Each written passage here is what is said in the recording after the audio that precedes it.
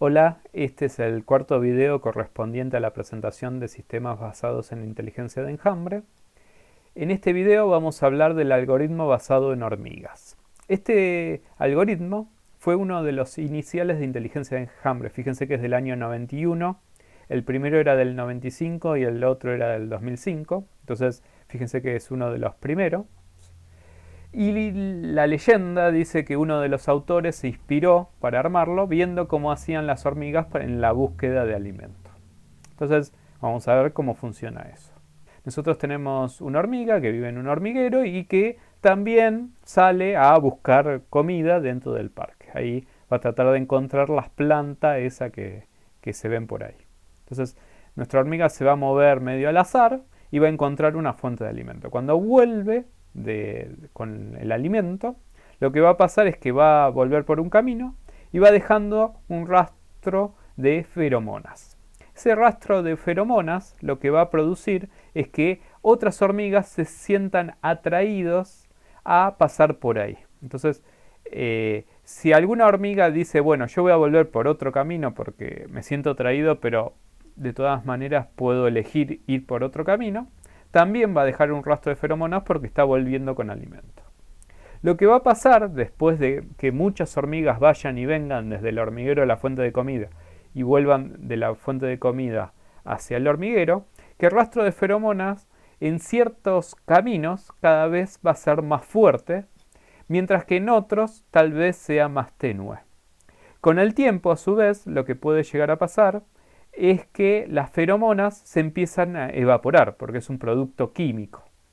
Entonces, los caminos por los que no pasan tantas hormigas van a empezar a desaparecer y los caminos por los cuales las hormigas pasan más, llevando el alimento, cada vez van a tener una feromona más fuerte que nunca va a llegar a evaporarse. Entonces, este rastro de feromonas produce que a lo largo de mucho tiempo se genere esos caminitos, esos surcos en el pasto que nosotros vemos a las hormigas pasando todas una tras de la otra.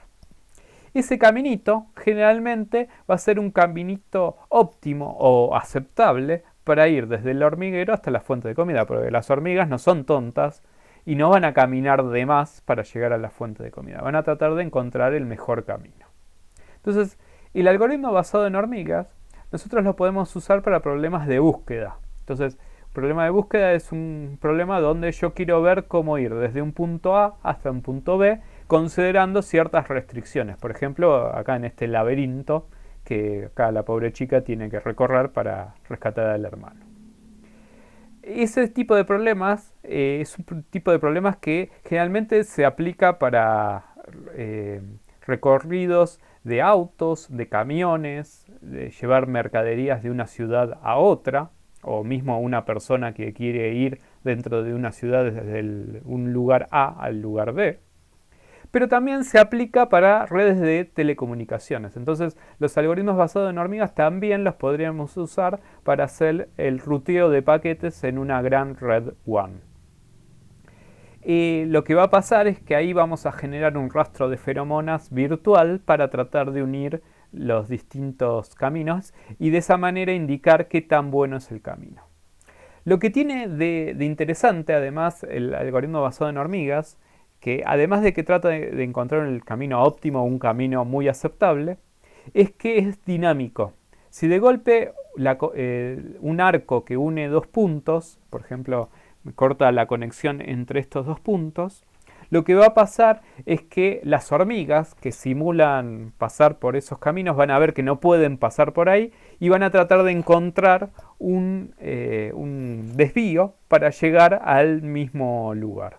Entonces, este algoritmo no es que es estático, me encuentra la mejor solución y ya está, sino que si los caminos posibles cambian, porque se cae un camino o aparece un nuevo lugar por donde pasar, lo van a ir evaluando para ver si ese camino es bueno o malo. Bien, para hacerlo nosotros, la simulación de este algoritmo basado en hormigas, nosotros vamos a tomar este árbol de búsqueda bastante sencillo, que en la realidad no valdría la pena recorrerlo con hormigas, se podría recorrer por un algoritmo más sencillo como primero en profundidad. con eso alcanzaría. Pero bueno, la idea es mostrarles cómo funciona esta simulación del comportamiento de las hormigas para encontrar buenos caminos, o el mejor. Lo que va a pasar aquí es que en un algoritmo basado en hormigas también vamos a tener que ciclar muchas veces, y en cada ciclo es como que las hormigas van a arrancar de nuevo desde el hormiguero. Entonces por eso fíjense que inicializar la n hormigas aparece dentro del ciclo y no aparece afuera como pasaba en los otros algoritmos. Lo que se va a inicializar al inicio del algoritmo es la cantidad de feromonas que van a tener los distintos caminos. Entonces, dentro de nuestro espacio de búsqueda, vamos a inicializar con un valor constante de 1 los distintos caminos, los distintos arcos que unen a los distintos nodos de nuestro árbol de búsqueda. Yo podría entonces inicializarlo todos con el mismo valor, un valor constante, o también podría inicializarlos considerando el costo de ese camino. Entonces lo puedo hacer es dividir un valor fijo n por el costo que va a tener ese arco, de manera que ya al inicializarlo el camino considere qué tan costoso es transitar por ese arco, por esa flechita, para ir desde un punto hacia otro punto. En nuestro ejemplo le vamos a poner un valor constante para que sea más fácil de verlo, pero se podría también hacer de la otra manera. Bueno, una vez entrando entonces en el algoritmo, lo que tenemos que hacer es inicializar n hormigas. Esas hormigas pueden arrancar todas del mismo nodo inicial, como pasa acá, todas van a arrancar del nodo A, que es el nodo raíz, pero yo también podría hacer que algunas salgan de A, otras salgan de D, otras salgan de B. Si el espacio de búsqueda, o sea, todo el laberinto o el árbol de búsqueda o grafo de búsqueda que yo tenga, porque hay veces que más que un árbol de búsqueda es un grafo de búsqueda, porque pueden tener más de un padre, puedo tener ciclos que un árbol de búsqueda no tiene. Lo que puedo hacer es que las hormigas partan de distintos puntos y ver cómo van haciendo los recorridos. De vuelta, porque como el árbol de búsqueda que nosotros usamos en este ejemplo es muy sencillo, no vale la pena, entonces arrancamos todas las hormigas del nodo inicial, que es el nodo raíz, que es A. Bueno, una vez que tenemos inicializadas las n hormigas, que en nuestro caso son 3, también poquitas, pero nos van a alcanzar, lo que vamos a hacer es simular que las hormigas recorren todo el espacio de búsqueda.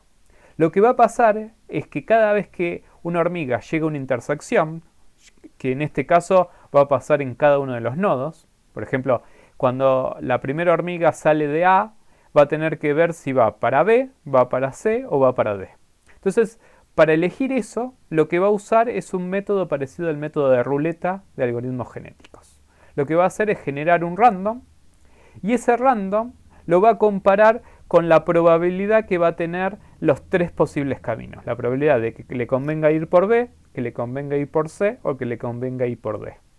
Esa probabilidad se calcula usando la formulita que aparece ahí, que fíjense, no vamos a entrar en detalle de la formulita porque es bastante compleja, pero fíjense que la formulita considera la cantidad de feromonas que tiene el camino de ir de A a B, de ir de A a C y de ir de A a D, y también considera la heurística de los nodos B, C y D.